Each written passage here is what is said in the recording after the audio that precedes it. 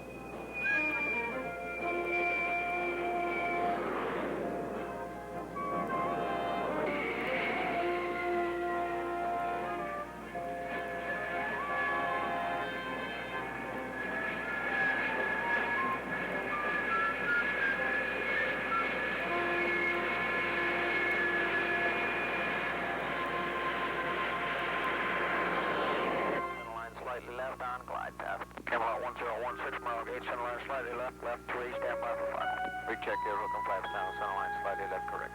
101 all down. 500 3/4 of a mile on glide path, center line remains left, call the ball. 500, ball, halt, 2.3. Roger, ball, keep it coming.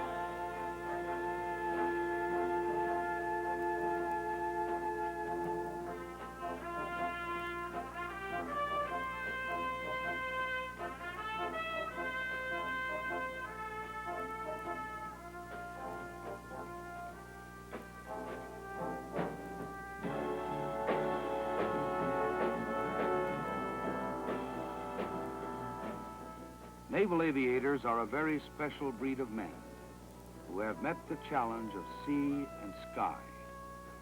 For in all the world, only a few have mastered the sky from the deck of a ship at sea.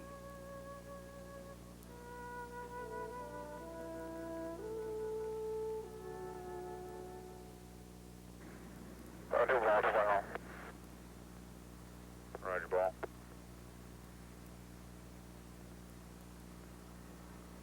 Okay, your angle attack.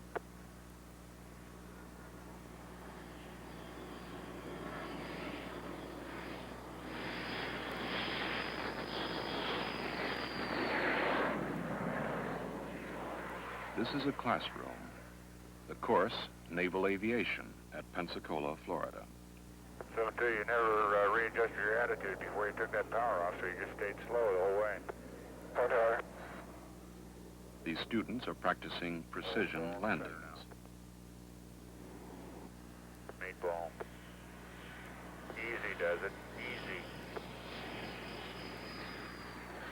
Following a beam of light called the meatball, they aim for a 10-foot spot on the runway. As the LSO, or landing signal officer, their instructor talks them in on their approach and grades their performance. It is essential that they be proficient at these landings because soon, for the first time, the young pilots will land their planes aboard an aircraft carrier at sea. Watch the ball.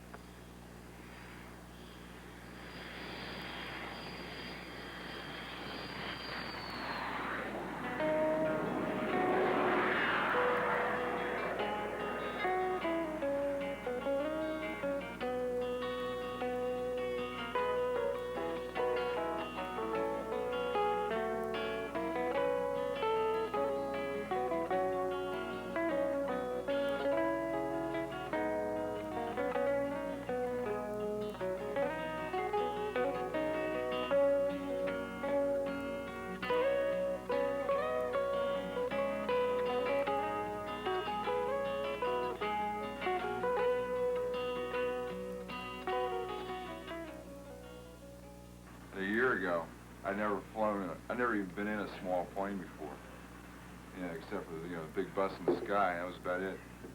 And just amazes me when I think back on it. That now I'm actually flying a jet. And you get up there and you start thinking about what you used to think of as a kid, and there you are doing it, and it's really not something mystifying at all. I mean, it's something. It's not like driving a car, but it takes work. I think when you're on the ground, you feel kind of trapped. You ever felt that way? And every time you look around, you see something that man has built. When you get upstairs, you're going, hey, man, what he's built is real small compared to everything else. And it gets smaller. So I think sometimes, too, though, flying is a job, like any other job. You get up there and there aren't regular hours to it. And like they say, flying is, especially flying a jet, is 9/10 boredom and 1/10 stark terror. your mind kind of works like a computer.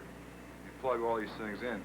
You really amaze yourself, because after a pass, you figure out, well, I was a little wide there, a little long in the groove, and you figure out the corrections you make, and you plug them in. It's like, I don't know anything about computers, but I assume that's what you do, You plug in you find out the variables and what you need to make a good pass. You plug it in, you do it. Your mind works like a computer. It amazes me. And I'm sure most of us feel, or all of us feel completely confident in it. There are a lot of things that we don't know about flying, but we no longer are scared by it, and we can just go out. This has been the first time I felt like I can just go out, hop in a bird, and feel completely comfortable, know what I'm doing every time. it could be something like an athlete training for a race, couldn't it? He trains for weeks and weeks, maybe even months, all for one race, maybe even one a year at the most. And now tomorrow, that's our point.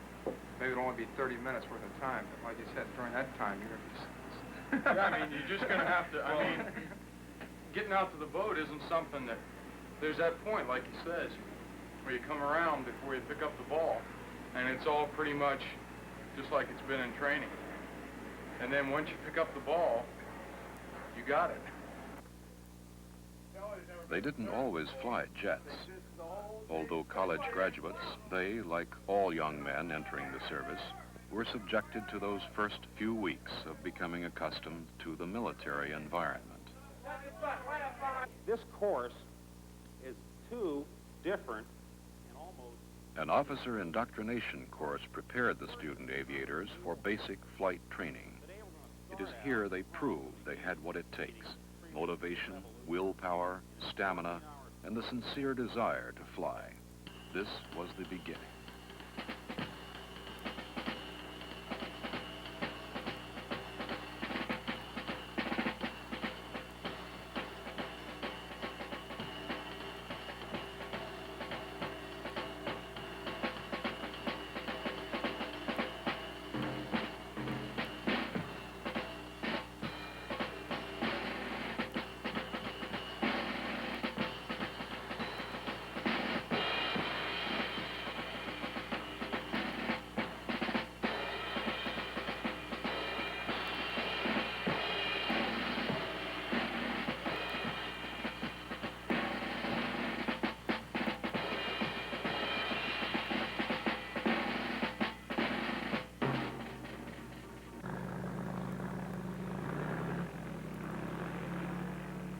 The evolutionary process of becoming naval aviators is continued at Sofley Field.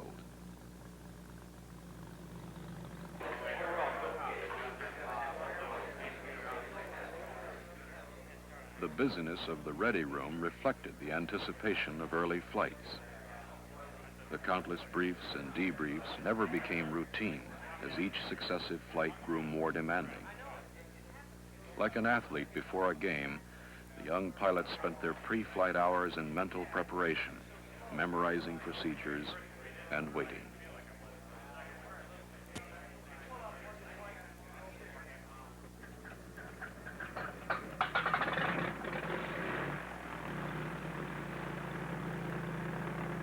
It was now time to solo, time to prove one's abilities to the instructor, but more importantly to oneself.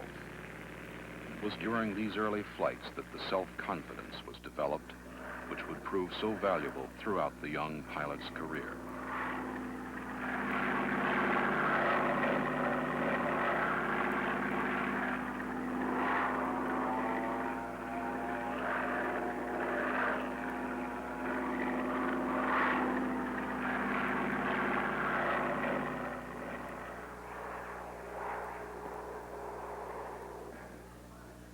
That was the beginning. Now commissioned and flying jets, the students and their instructor get together at the club for an informal bowl session. It is a time to pay off pitchers of beer for poor practice landings, but also an opportunity to relate with a veteran carrier pilot. That'd be kind of fun to see what you think of carrier landings before and afterwards. So, just let me know what some of your expectations are, you know, in going to meet the big steel Hulk for the first time. What do you think, Steve? What's it going to feel like to get a cat shot for the first time? I'm going to be sweating. I'm going to be sweating the most as I roll over the shuttle, I think, you know. I'm going to really be sweating. And then, like you said, I think it's going to be an eternity between the time he gives the go and that thing really fires. I think once I get in the air, I'm going to be too preoccupied with procedures. Do you ever get kind of a tug on the wire and then all of a sudden it lets loose? Only if you grab a wire and then the hook releases it. It's, for example, the hook is right here, and if you caught the wire just on the middle part of it without getting underneath, it could pull the wire out and then have the hook slip off. And so that's the reason for the procedure of going 100% as soon as you feel impact and staying there with a full power in the aircraft until you know that you're going to stop. But you're dealing in exceptions. You can't afford not to expect the exception to the rule. And that's the big ticket. It's just like in any procedure, you're learning the procedure for the exception, not for the norm. Although you have not much control over it, things are going to happen real quick and it's going to shake your brains a little bit. The young pilots set out on their final practice landing session. Their performance now would determine whether they would fly to the carrier the next day.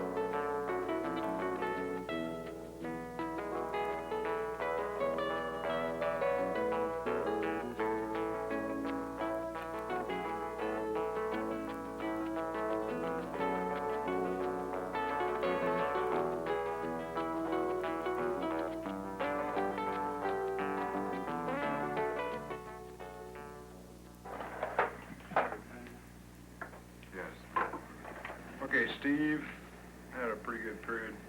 You're still, I get two passes, you're still a little late with your nose. Same as last time. First one was an okay fast start. Next one was an overshoot, a little not enough power and close, and ended up a little fast high at the ramp. And the next one was fair, just a little fast all the way again, and a little light nose. And one thing that complicates it is the fact that you're flying a little fast, so it's harder to make a nose correction. And then Lee, so he's going to be bouldering at the ship. Wave off, fast start, low at the ramp.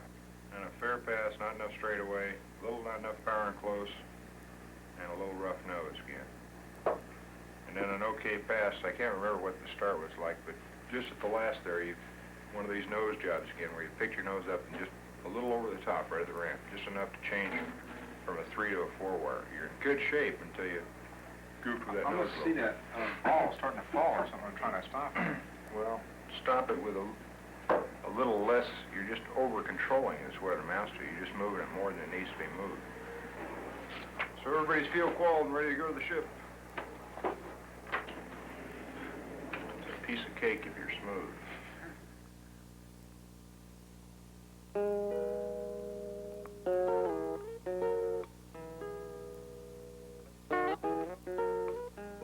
The plane stood ready as the sun burned off the early morning fog.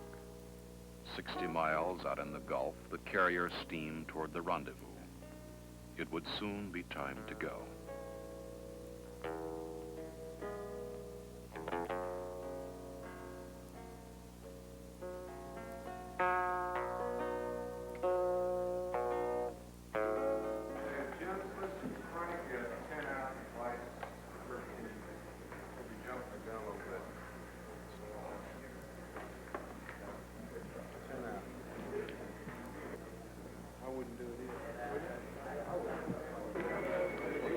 I plan to stay real dry on this central watch by the clock. Yeah.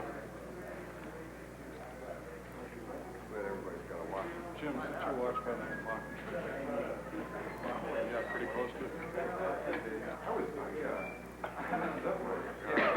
Synchronize your watch. So, we always try to go. Right now, baby. I can feel it right now. Yeah, let's go. Here we go, guys.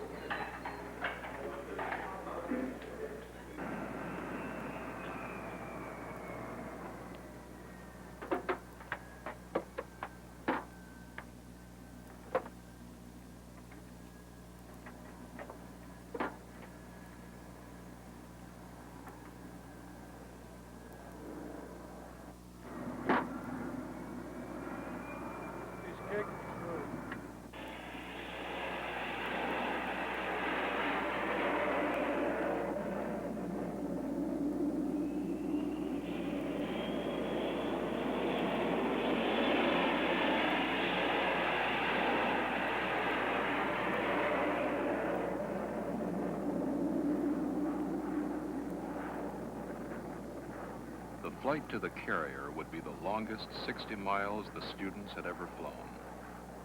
Although they'd simulated scores of carrier landings before, there was something very different about this flight, something that could not be simulated in any training situation.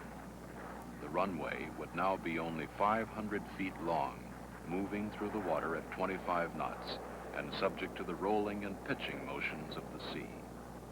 This was the real thing, and it was a flight that had been thought about many times before.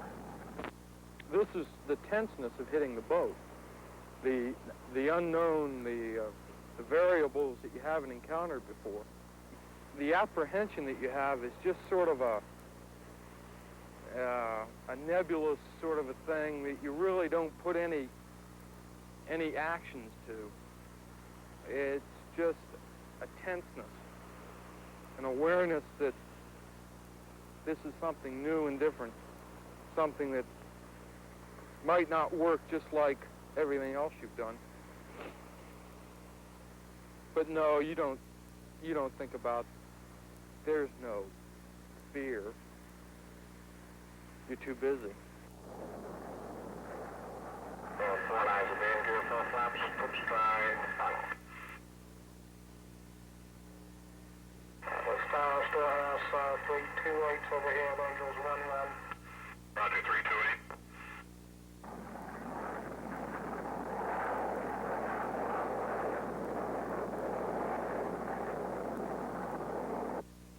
Keep it turning. 316, gear, full flaps.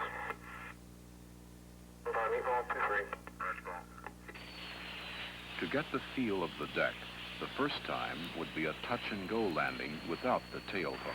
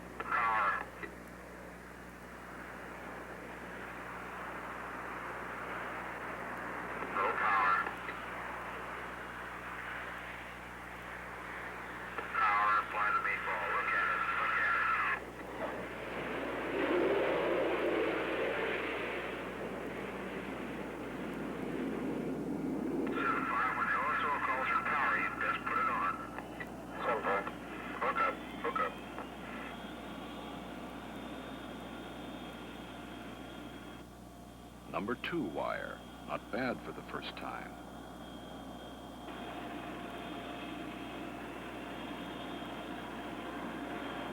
Go a little slow.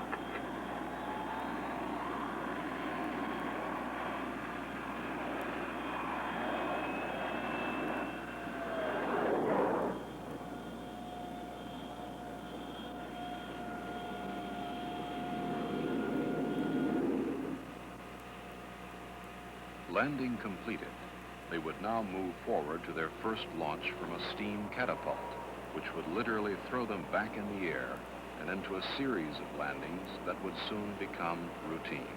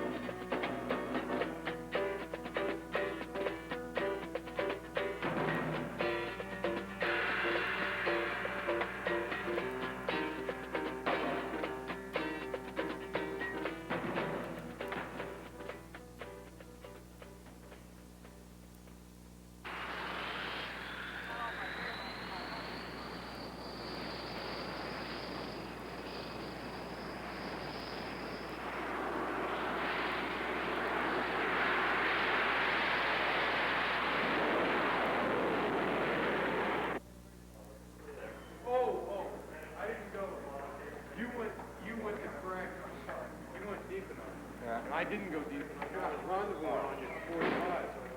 Well, I wanted. I, you know. 3 boulders.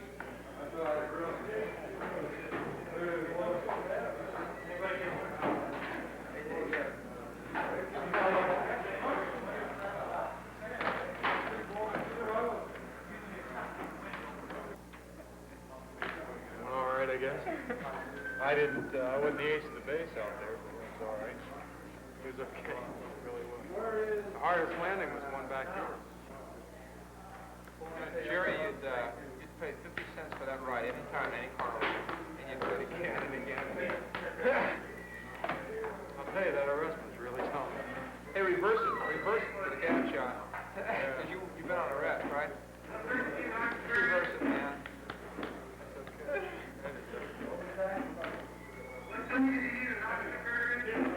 Catch was a piece of cake. Okay, I lost 2 bottles because I didn't put my hook down on one of them. I heard somebody laughing, and all of a sudden it dawned on me. Before they could say, hey, the hook's not down, you know. I was my hook, and I bolted it anyway. I mean, our plane landed with half flaps. Come on upstairs, debrief or something like that, Jerry. You're not going to drink tonight, are you, Dave? Negative. Oh, a little bit. We're all back, and happy it's over with. I'm sure you learned something out there. This is what it's all about. And like you say, it is fast. Things happen very quickly out there, but as time passes, you will get better and better and better at it. The young pilots would have 6 more months of training before they received their Navy wings. But to them, this was the day they became naval aviators.